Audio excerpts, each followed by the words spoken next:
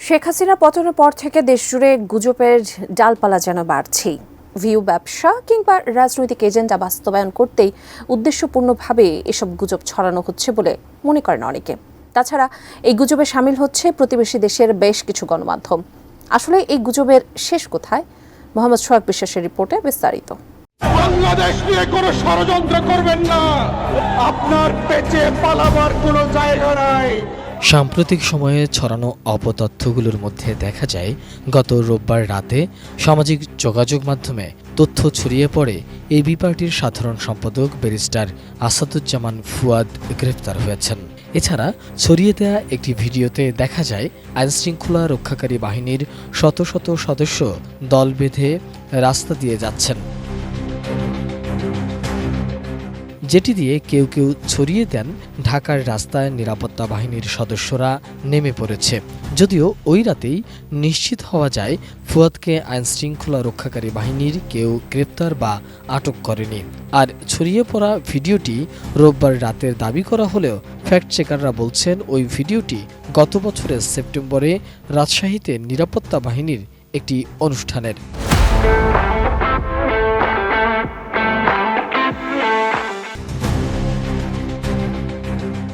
হঠাৎ গত রোববার রাতেই সামাজিক যোগাযোগ মাধ্যমে ছড়িয়ে পড়ে সোমবার সকাল থেকে দেশে জরুরি অবস্থা জারি হচ্ছে। এরপর যে প্রভাব পড়েছে তা নিজেদের মতো বিশ্লেষণ করে ছড়িয়ে দিয়েছে ফেসবুক আইডিতে। তবে সোমবার সকাল পেরিয়ে গেলেও বরাবরের মতোই স্বাভাবিক দেশ। এটি যে অপতথ্য বা অপপ্রচার বা গুজব তা বুঝতে বাকি থাকে না কারোই। এরপর সচিবালয়ে স্বরাষ্ট্র সচিব নাসিমুল গনি বলেন, দেশে জরুরি অবস্থা নিয়ে যা ছড়ানো হচ্ছে এটি গুজব।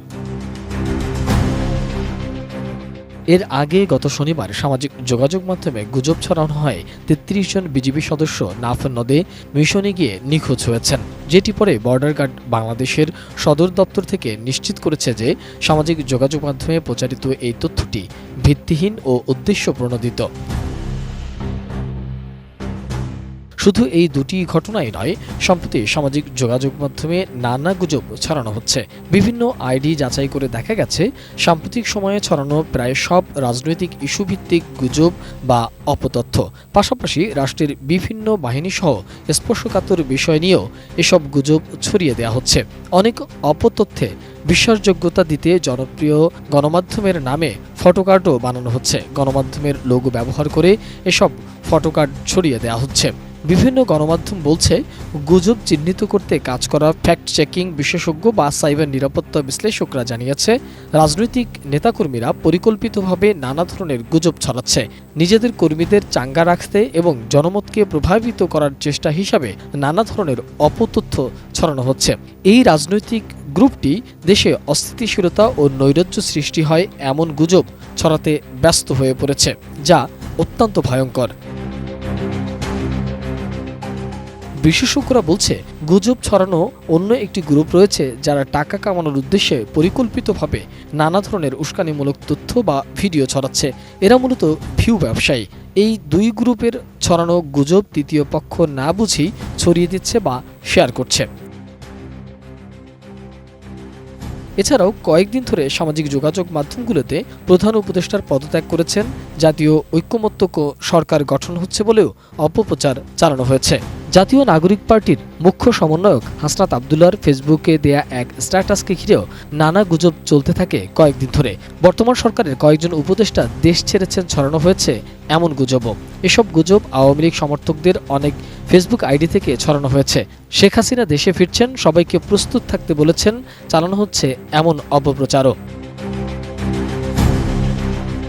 পুলিশের গোয়েন্দা সাইবার অ্যান্ড স্পেশাল ক্রাইম বিভাগের কর্মকর্তারা জানিয়েছেন, সাইবার স্পেসে মনিটরিং করে তারা দেখেছেন পরিকল্পিতভাবে গুজবগুলো ছড়ানো হচ্ছে।